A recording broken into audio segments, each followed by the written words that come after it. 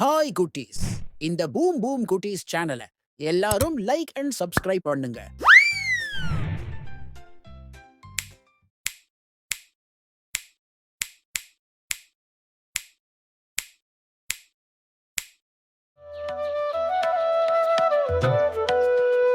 அழகான கோவிலும் அதனை சுற்றி பச்சை பசேல் வயல்வெளிகளும் அதனை சுற்றி மலைகளும் நிறைந்த ஒரு அழகான கிராமம்.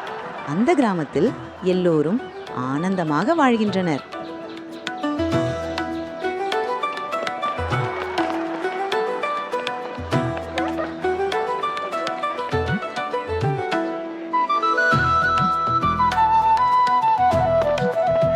அந்த கிராமத்துக்கு கொஞ்ச தூரத்துல ஒரு பெரிய பள்ளிக்கூடம்.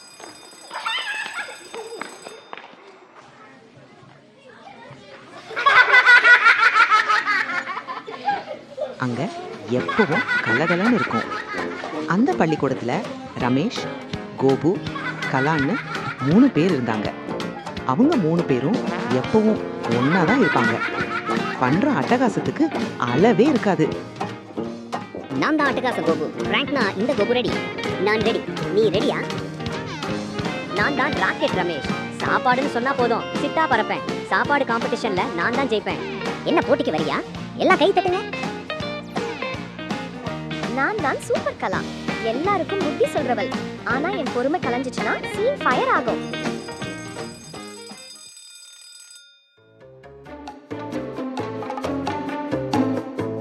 அன்னைக்கு மதிய உணவு நேரத்துல கோபு மணி, நீ ஏன் பேச மாட்டேன்னு மணியை பார்த்து கேட்டான்.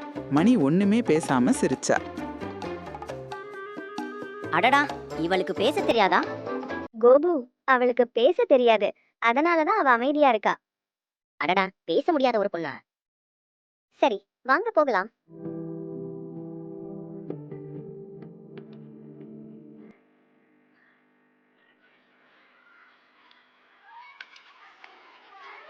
எல்லோரும் ஒன்றாக அமர்ந்து உணவு உட்கொண்டார்கள்.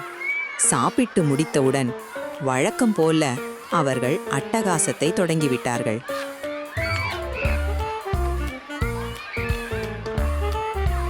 டேய், அங்க என்னடா சத்தம்? அதிகம் யோசிக்காதடா, குழப்ப கோபு. உன் மண்டை கோழிக்கூடு மாதிரி கலஞ்சிருச்சு. என் நண்பனையா கேலி பேசுற? இருடா, உன் சட்டப்பையில பொம்மையை ஒளிச்சு வச்சிருந்தேன். அப்ப தெரியும் இந்த கோபு நண்பன் யாருன்னு. இப்படி அவர்களுக்குள் கேலி பேச்சு போக மணி அடித்தது.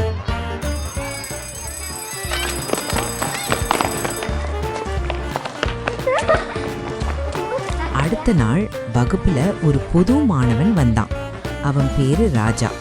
அவனுக்கு ஒரு கண்ணுல கண்ணாடி போட்டிருந்தான். அத பார்த்ததும் நம்ம பசங்களுக்கு சிரிப்பு தாங்கல. டேய், மான் ராஜாவை பாருங்க. ஒரு கண்ணுல கண்ணாடி போட்ட மான் மாதிரி இருக்கான். மான் ராஜா, நீங்க ஏன் என்ன கிண்டல் பண்றீங்க? குழந்தைகளா, ஏன் எல்லாரும் கத்துறீங்க? ராஜா, நீ ஏன் கோபமா இருக்க? சார், நான் ஏன் கண்ணாடி போட்டிருக்கேன்னு எனக்கு கிண்டல் பண்றாங்க. மான் ராஜான்னு கூப்பிட்டு சிரிக்கிறாங்க. என்னோட குறைக்காக அவமானப்படுத்துறாங்க. எனக்கும் அவங்கள போல சாதாரணமா இருக்கணும்னு ஆசைதான். தினமும் கண்ணாடி போடணும்னு எனக்கு என்ன ஆசை? கண்ணுக்கு சரியா தெரியலனா என்ன பண்றது? கண்ணாடி போடலனா என் உலகமே இருட்டா போயிடும். இதை புரிஞ்சுக்காம அவங்க ஏன் இப்படி பண்றாங்க? எனக்கு ரொம்ப கஷ்டமா இருக்கு சார். இனிமேல் அவங்களோட பேசவே மாட்டேன். இதை கேட்ட ஆசிரியர் எல்லாரையும் பார்த்து ஒரு முக்கியமான விஷயத்தை சொன்னார். குழந்தைகளா, நீங்க கிண்டல் பண்றது அவங்க மனசுக்கு காயம் கொடுக்கும். ஒவ்வொருத்தரும் ஒவ்வொரு மாதிரி இருப்பாங்க. ராஜா தைரியமானவன், மணி அமைதியானவள். மத்தவங்களோட குறைய பார்த்து சிரிக்காம அவங்களோட திறமைய பார்த்து பாராட்டுங்க. ஆசிரியரோட பேச்ச கேட்டதும் ரமேஷ், கோபு, கலா 3 பேருக்கும் ரொம்ப வெட்கமா இருந்துச்சு. அவங்க ராஜா கிட்ட போய் மன்னிப்பு கேட்டாங்க. ராஜா, எங்களை மன்னிச்சுக்கோ. நாங்க உன்னை கேலி செய்ய மாட்டோம். எங்க கூட விளையாட வரியா?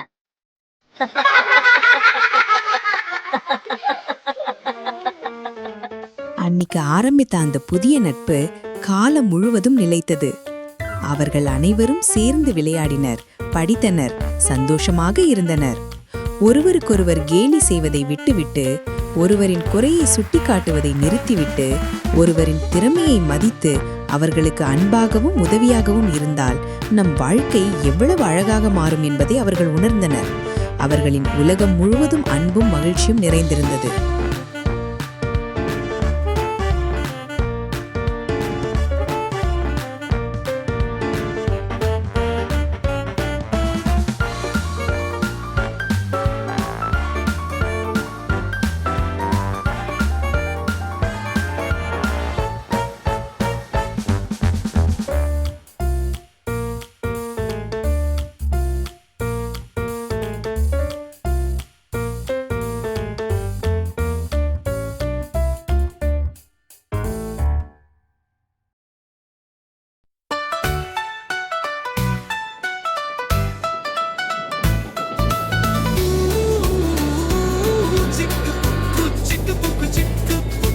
கடகட வண்டி காமச்சி வண்டி கிழக்கே போகும் ரயில் வண்டி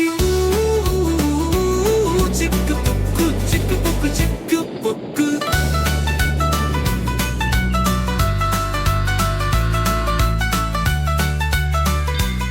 சிக்கு புக்கு சிக்கு புக்கு சிக்கு புக்கு பச்சை பசேல் வயல் தாண்டி காட்டாறு மேடு தாண்டி கொஞ்சம் தூரம் போன பின்னே குட்டி குட்டி ஊர் தாண்டி பூங்கூரா ஊரை எழுப்பி சந்தோஷமா ஓடுது ரயில் வண்டி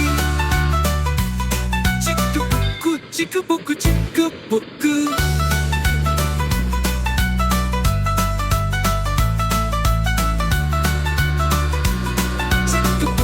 சிக்கு புக்கு